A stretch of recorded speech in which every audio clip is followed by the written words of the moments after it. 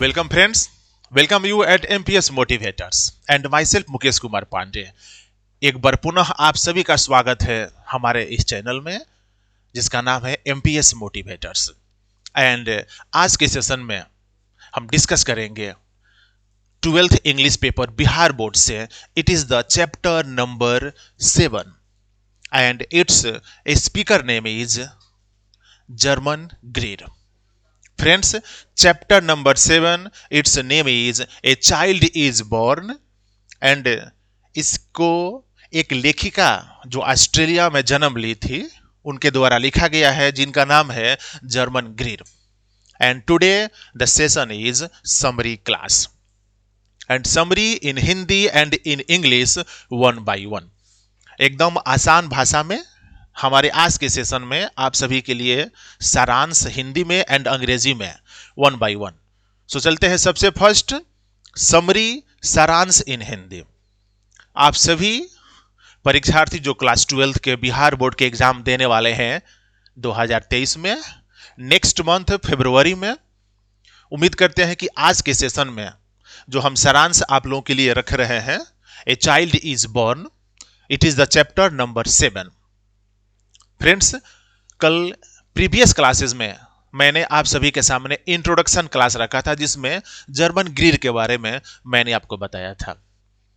She was born in Australia in the year of 1939। 1939 में Australia में इनका जन्म हुआ था and she is alive today. वो आज भी जीवित है। एक महान लेखिका, अंग्रेजी साहित्य के क्षेत्र में काफी इनका कंट्रीब्यूशन रहा है, वर्ल्ड के लिटरेचर के क्षेत्र में। एंड जो टॉपिक इन्होंने सिलेक्ट किया है ए चाइल्ड इज बॉर्न, यह टॉपिक जो है केवल ऑस्ट्रेलिया से रिलेटेड नहीं है, यह भारत, हमारे पड़ोसी देशों से रिलेटेड भी है, पूरे वर्ल्ड के हर कंट्री से रिलेटेड है।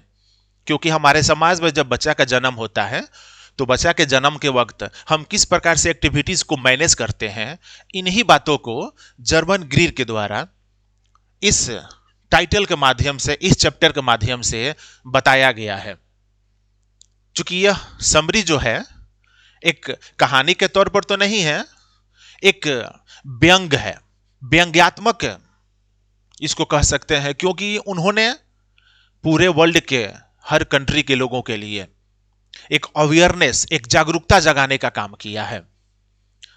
जर्मन ग्रीड बताती है कि जो पुअर कंट्रीज हैं जैसे Bharat, Myanmar, Bangladesh, Nepal, Pakistan, Afghanistan and Africa महादेश के जितने भी देश हैं, इन सभी देशों में जब उन्होंने विजिट किया और विजिट करने के बाद कई हॉस्पिटल्स में वो गई, जाने के बाद हॉस्पिटल्स में जब देखी कि क्या व्यवस्थाएं हैं, क्या अरेंजमेंट है वहां पर, एक बच्चा जब जन्म लेता है उस वक्त क्या क्या सुविधाएं होनी चाहिए हॉस्पिटल्स में, जब उन्होंने देखा तो बहुत उनको आश्चर्य हुआ। एकदम से वो सरप्राइज कर गई कि यहां पर किसी प्रकार की कोई सुविधा नहीं है। लेखिका बताती है कि हमारे परंपरागत समाज में जो ट्रेडिशनल सोसाइटी है, जहां पर लोग पुराने विचारों वाले हैं, पुराने ख्यालों वाले हैं, जहां पर उनकी कोशिश होती है कि बच्चा का जन्म घर पर ही कंडक्ट करवा लिया जाए, हॉस्पिटल्स, अस्पताल में जाने के लिए वो नहीं सोचते हैं। कई कारण है इसके पीछे, और ये सभी कारण जो हैं गरीब देशों में आज भी मौजूद हैं। कुछ हद तक इसमें सुधार किया गया है, लेकिन जब इन्होंने यह टाइटल चैप्टर जब लिखा था उस वक्त जब वह दौरा की थी पूरे वर्ल्ड के कई देशों में, तब उन्होंने देखा था कि जो फार फ्लंग एरिया है, दूर दराज के जो गांव है, रिमोट एरिया है, जहां से शहर की दूरी 100 किलोमीटर्स उससे भी ज्यादा है, सुगम सड़कें नहीं है, एम्बुलेंस की व्यवस्था नहीं है, हॉस्पिटल्स में इलेक्ट्रिसिटी नहीं है, ट्रेंड स्टाफ्स नहीं है, डॉक्टर्स नहीं है, नर्सेज नहीं है। तो उन गरीब देशों में जब बच्चा जन्म लेता है उस वक्त लोगों की कोशिश होती है कि हम कहाँ शहर में लेकर जाएं, शहर बहुत दूर है, जाने के लिए एम्बुलेंस नहीं है, सड़कें खराब हैं। तो वो क्या करते हैं, अपने घर पर बच्चा को कंडक्ट कराते हैं, बच्चा की जो डिलीवरी होती है उसको घर पर ही कंडक्ट कराते हैं। और इस एक्टिविटीज में जो मदद देने के लिए जो कुछ वीमेंस जो महिलाएं होती है वो अपने आप को ट्रेंड डॉक्टर्स के बराबर समझती है। जो हमारे सोसाइटी की आसपास की कुछ महिलाएं इकट्ठा हो जाती है घर में और उस महिला को सांत्वना देती है जो बच्चे को जन्म देने वाली है। और जो ऑर्थोडॉक्स सिस्टम्स है, जो पुरानी रूढ़िवादी जो एक्टिविटीज हैं, उस एक्टिविटीज का पालन करते हुए बच्चे को वो जन्म दिलवाने में मदद करती हो सभी महिलाएं। जबकि उन सभी के सामने यह एक बहुत बड़ी संभावना रहती है कि खतरा कभी भी आ सकता है, और जब खतरा आएगा तो जच्चा एंड बच्चा दोनों के जान पर आ बनेगी, दोनों की जान जा सकती है। इन सभी संभावनाओं के बाद भी हॉस्पिटल्स या शहर में नहीं जाते हैं गांव के सुदूर क्षेत्र के रहने वाले लोग बच्चे के जन्म के वक्त। और इस बात को ही जर्मन ग्रीर लोगों को बता रही है, समझा रही है कि जब बच्चा का जन्म हो तो आप अपने निकटतम हॉस्पिटल्स में जाएं, अस्पताल में जाएं, जहां पर जो भी सुविधाएं मौजूद है उस सुविधाओं का आप लाभ उठाएं। वहां पर ट्रेंड डॉक्टर्स होंगे, नर्सेज होंगे, वहां पर दवाइयां आपको मिलेंगी।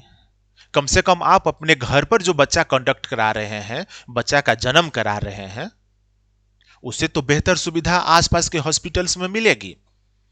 और यही जागरूकता a child is born chapter के माध्यम से जर्मन ग्रीर पूरे वर्ल्ड के लोगों को दे रही है, खासकर वैसे देश के लोगों के लिए जो गरीब कंट्रीज हैं, जो विकासशील देश हैं। ऑस्ट्रेलिया, जापान, अमेरिका, ब्रिटेन, ये सब तो ऐसे देश हैं जो पहले से ही बहुत डेवलप्ड है, जहां पर हेल्थ की जो सुविधाएं हैं बहुत ढंग से है, बहुत बेहतर है। वहां पर शहर ही नहीं, गांव में भी हेल्थ सुविधाएं काफी सुव्यवस्थित ढंग से है। लेकिन हमारे देश भारत को ले लीजिए, हमारे कुछ पड़ोसी राज्य देश हैं उनको ले लीजिए, अफ्रीकन महादेश में जो भी देश हैं उनको ले लीजिए, इन सब देशों में हेल्थ की सुविधाएं बहुत ही कम है। और इन देशों के लिए विशेषकर वह अपनी बातों को रख रही हैं कि आप बच्चा का जन्म के वक्त अपने घर पर बच्चा का जन्म कभी मत कराएं। किसी प्रकार के आसपास की महिलाएं जो अपने आप को डॉक्टर के बराबर समझती हैं, उनका आप मदद न लें। इस तरह की एक्टिविटीज में जच्चा बच्चा दोनों पर खतरा होगा। So friends, a child is born इस टाइटल के माध्यम से हम सभी लोगों को, आप जैसे लोगों को जो शिक्षित हैं, शिक्षित समाज में रह रहे हैं, सभी लोगों को एक प्रकार का लेसन है। इस चैप्टर को पढ़ेंगे एक लेसन मिलेगा कि हमें भी इस तरह की गलती नहीं करनी चाहिए। बच्चे के जन्म के वक्त हमें उस महिला को लेकर के हॉस्पिटल्स में जाना चाहिए और वहां पर जो ट्रीटमेंट्स हैं उस ट्रीटमेंट का हमको मदद लेनी चाहिए, जहां पर ट्रेंड नर्सेज हो, डॉक्टर्स हो। यही बात जोर दे करके लेखिका के द्वारा इस चैप्टर में कहा गया है और बताया गया है। कई देशों में वो गई हैं, हॉस्पिटल्स में जाकर के विजिट की हैं, देखी हैं किस देश में किस हॉस्पिटल्स में क्या सुविधाएं हैं, क्या परेशानियां हैं, क्या कमियां हैं, उसका भी जिक्र इसमें कर रही हैं। और उन सभी देशों के नाम इसमें रखी हुई है जो मैंने आपको अभी बताया है। सो फ्रेंड्स, ये चैप्टर जो है हमारे सोशल एजेंडा, सोशल इशू से जुड़ा हुआ है, सामाजिक मुद्दा से जुड़ा हुआ है। And a very very thankful to Germaine Greer, बहुत बहुत धन्यवाद उस लेखिका को जो इस तरह के सामाजिक मुद्दे पर उन्होंने अपनी लेखनी से हम सबका ध्यान आकर्षित किया है। सो फ्रेंड्स, संक्षेप में हिंदी में सारांश चैप्टर नंबर 7 का इस प्रकार से रहा। Now the summary in English.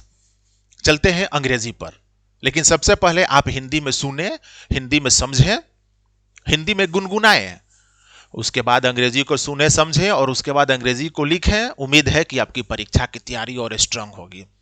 आप देख रहे हैं एमपीएस मोटिवेटर्स।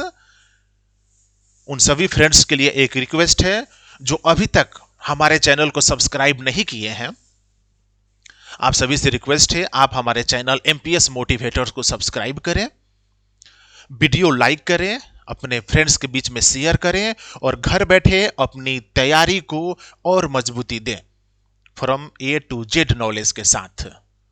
उम्मीद है आप निश्चित रूप से हमारे चैनल को सब्सक्राइब करेंगे, वीडियो देखेंगे। चलते हैं friends, summary in English. Well friends, it is the chapter number 7, A Child is Born, which was composed by a great feminist author of Australia whose name is German Greer. She was born in Australia in the year of 1939 and she got higher education from Melbourne University in Australia, and in the year of 1970 she started his writings for English literature. At the present chapter, A Child is Born, in this chapter she has made awareness regarding the childbirth for those poor countries just like India, Burma, Bangladesh, Nepal, Pakistan, and all countries of Africa continent. She says that people and women of far-flung area demands and their choice at the time of delivery of baby for their native village, for their native home. They don't want to go to take the service of hospitals because the hospital is far away from the village and the road is not good. There is no suitable arrangement for ambulance, and electricity is also not present in the village. Author says that there are a large number of problems in such poor countries where people don't take the service of hospitals. She says that women and men all are very anxious towards the delivery of the child, but they are helpless because they have no convenience, and due to lack of resources they conduct childbirth with the help of some local women at their house, and there is a big potential for the catastrophe, and such people know about such potentials and catastrophe, but it is the helpless, it is the miserable conditions of those people of native village of far-flung area that they can't afford ambulance and they can't expense much money for taking the service of hospitals in the city, in the metro. Through the lines of A Child is Born, a big awareness was spreaded by author that you must go to take the service of hospitals at the time of childbirth.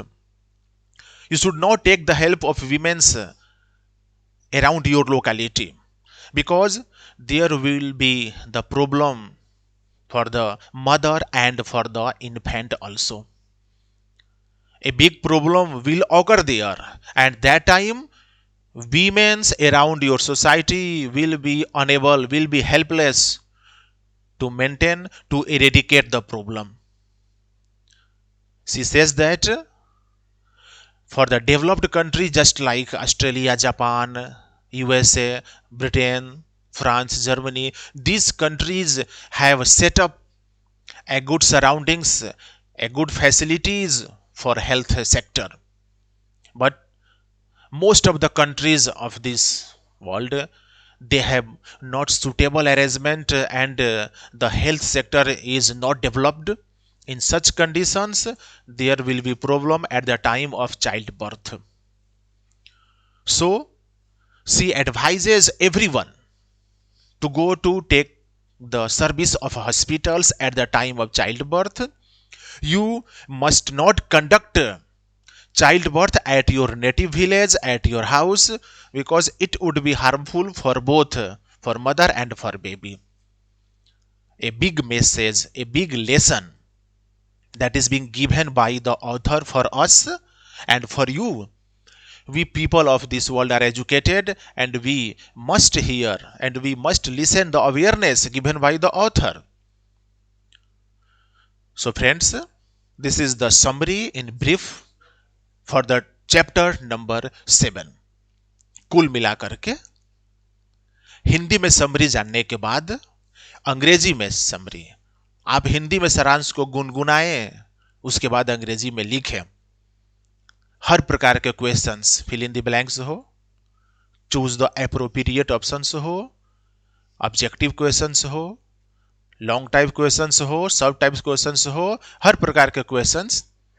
Hindi में सारांश याद रखने के बाद अंग्रेजी में सारांश याद हो जाती है, आपकी सारी प्रॉब्लम यूं चुटकी में समाप्त हो जाएगी। एंड एमपीएस मोटिवेटर्स आप सभी के लिए उन सारे प्रॉब्लम्स का समाधान करने के लिए ही है। आप सब्सक्राइब करें हमारे चैनल को और हमारे वीडियोस को देखें। आशा है, उम्मीद है कि आपकी सारी प्रॉब्लम जो परीक्षा से संबंधित है वो यूं दूर हो जाएगी। ये हमारा दावा है, ये हमारा चैलेंज भी है। तो मिलते हैं नेक्स्ट क्लास में for the next session for the chapter number 8 for 12th English paper. Next session में हम चर्चा करेंगे इंट्रोडक्शन क्लासेस में चैप्टर नंबर 8 के बारे में। आप देखते रहें हमारी वीडियो, लाइक करें, शेयर करें, हमारे चैनल को सब्सक्राइब करें। मिलते हैं नेक्स्ट वीडियो में। Till then thank you very much.